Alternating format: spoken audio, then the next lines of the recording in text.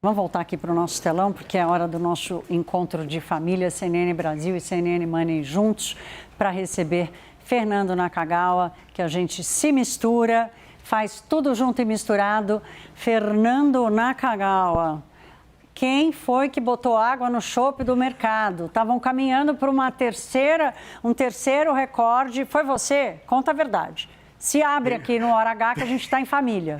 Tenho nada a ver com isso da Herédia, mas olha, nem sempre a queda da Bolsa é uma má notícia, porque se tivemos nos últimos 2 dias 2 recordes seguidos, talvez o investidor falou assim, hoje é sexta-feira, dia da pizza, vou vender o que eu lucrei aqui, vou embolsar os meus lucros para quem sabe gastar um pouquinho mais no fim de semana, comprar uma pizza com borda recheada, Thaís. Talvez seja isso. É a borda recheada do investidor que fez o Ibovespa cair nessa sexta-feira. Depois de 2 recordes seguidos, aconteceu de virar o sinal da Bolsa Brasileira, mas foi pouco, Thaís, foi pouco.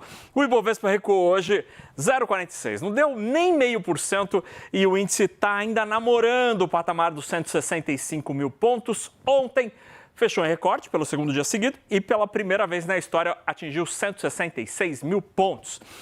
O dólar subiu, mas também quase nada. 0,09, R$ 5,37. Ainda dá para pensar em ir para a Disney com esse dólar ainda longe de 5,50. No pregão de hoje, a gente teve um destaque na Bolsa, na próxima tela. As ações da CVC, a maior operadora de turismo do Brasil, caíram 10,74%. A empresa anunciou a saída de Fábio Godinho, que era o presidente desde 2023, e a chegada do xará, Fábio Mader, que anunciou planos para a empresa ser cada vez mais digital, vender cada vez mais pacotes e viagens no digital, mas o investidor não gostou muito e penalizou a ação. Aí na próxima tela a gente tem a semana que está terminando de maneira positiva para a Bolsa, muito por causa das ações de commodities, por exemplo, Petrobras, Vale, frigoríficos, todos subiram no decorrer da semana. O Ibovespa subiu 0,74% e o dólar terminou em leve alta de 0,13%. Outro destaque da semana está na próxima tela e é um spoiler do assunto que a gente vai falar. Em seguida, as ações da Sabesp caíram 5,77% nesta semana, no acumulado dos últimos 5 dias. Há uma preocupação sobre o assunto água e São Paulo, e a Sabesp sofreu nessa semana, Thaís.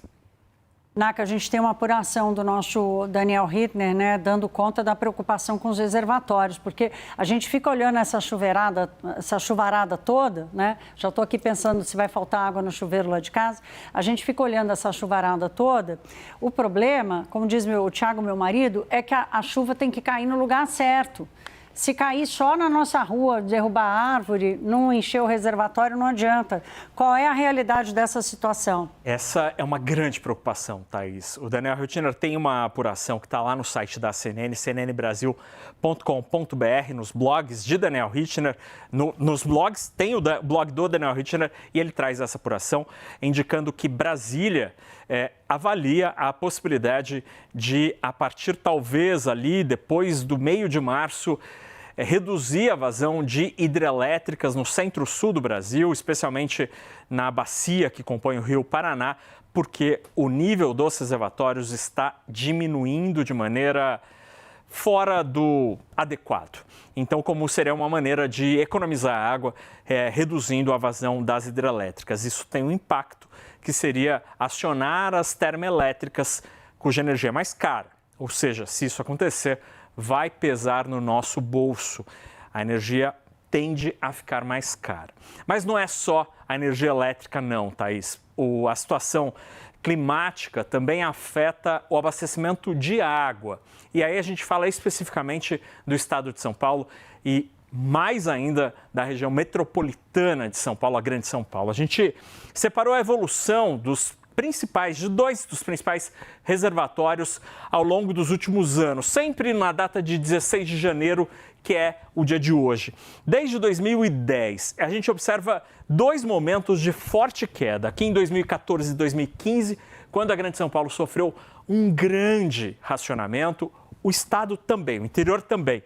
E agora, Em 2026, Thaís, nós temos o segundo ano consecutivo de queda dos reservatórios. Aqui a gente tem o sistema integrado, que é essa linha, essa barra, a parte verde, e atrás, em outros layers, o sistema Cantareira e o Alto Tietê. O Cantareira é o maior reservatório da Grande São Paulo. Na próxima tela, a gente tem a comparação de como está hoje e como estava em 2014, que precedeu esse grande racionamento. Se a gente observar as 3 barras, o sistema integrado, que é o verde, e os 2 azuis, que são Cantareira e Alto Tietê, tem menos água do que tinham em 2014. 2014 foi um ano de grande racionamento no estado de São Paulo.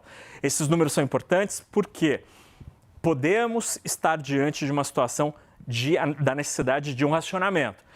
E por isso é importante entender algumas coisas. Por quê? 2026 é ano de eleições estaduais, e esta é uma decisão do governo do estado. Além disso, seria o primeiro racionamento da Sabesp privatizada por este governo Tarcísio de Freitas. E aí, Thaís, a minha preocupação como jornalista é que a gente caia naquela velha história de privatizar os lucros e estatizar os prejuízos e os custos. Porque o governo de São Paulo e Tarcísio de Freitas, o governador, já indicaram que será necessário um caminhão de investimentos para tentar minimizar o impacto disso nas nossas torneiras. Será que a conta, mais uma vez, será paga pelo contribuinte, mas o lucro não virá para abonar as nossas contas? Tudo indica que sim, e a ação da Sabesp já está reagindo a esse cenário de incerteza, Thaís. É importante você fazer esse questionamento, Naka. 2 coisas aqui que eu queria dizer. Primeira delas, a gente conseguiu arrumar um sistema de tarifas na energia que, de alguma forma, consegue impor um racionamento indireto no consumo, que é a banda tarifária, né? Quando a conta vai ficando mais cara, a gente vai acessando racionalidade o tempo inteiro no consumo de energia. Eu vivi plenamente o apagão de 2001, foi por causa desse apagão de 2001 que a banda tarifária veio surgindo depois dos anos. Então, esse problema está resolvido. Na questão da água, aqui tem pontos importantes. Primeiro, a coisa da natureza, que ninguém tem controle. E para se prevenir da natureza, precisa de muito investimento. E aí, Naka, essa discussão entre privatizar ou manter estatal, eu acho que nós temos que pensar sempre no médio e no longo prazo, na capacidade do país de receber esse investimento, aplicá-lo da forma mais eficiente possível para que essa conta não acabe caindo para o consumidor, né? E o brasileiro já aprendeu que, muitas vezes, sendo do Estado ou sendo privado, a conta acaba chegando, né? O que a gente tem que exigir é boa regulação, boa ambiente de negócios para atrair investimentos e uma prestação de um serviço cada vez mais eficiente, assim como faz Fernando Nakagawa aqui no fechamento de mercado. Especialmente, porque senão Thaís, a gente vende as ações dele, entendeu? Não vendam as minhas ações, fiquem comprados Fernando Nakagawa. Mas essa discussão é ainda mais importante, pensando que, infelizmente, a gente vive um momento de extremos climáticos e provavelmente esse tipo de situação vai ficar cada vez mais comum em todo o Brasil. Então é importante a gente discutir de fato esta regulação. A natureza está muito brava com a gente, não sem razão. Meu querido, muito obrigada para você.